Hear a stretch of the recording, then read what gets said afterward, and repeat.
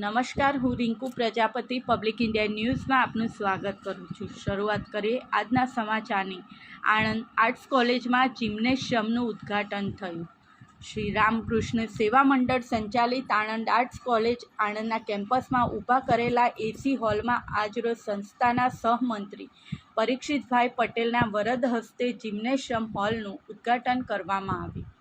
આ પ્રસંગે કોલેજના આચાર્ય ડૉક્ટર મનોજ પટેલ અને સિન્ડિકેટ મેમ્બર ડૉક્ટર પ્રેમચંદ કોરાલી ઉપરાંત કોલેજના તમામ અધ્યાપકો ઉપસ્થિત રહ્યા હતા।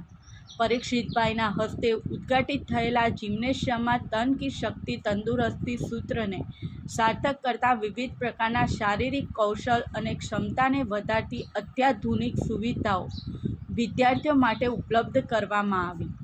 જુદા જુદા પ્રકારના કસરતના અવનવા સાધનો અને શારીરિક તંદુરસ્તીને જાળવી રાખતી સુવિધાઓ હવેથી વિદ્યાર્થીઓ માટે પણ ખુલ્લી રહેશે તેવી વાત આચાર્યએ પોતાના વક્તવ્યમાં વણી લઈને મંડળે આ માટે કરેલી સંપૂર્ણ સહાય અને સગવડનો આભાર માન્યો હતો। આ સાથે આજના સમાચારને અહીં સમાપ્ત કરીએ છીએ।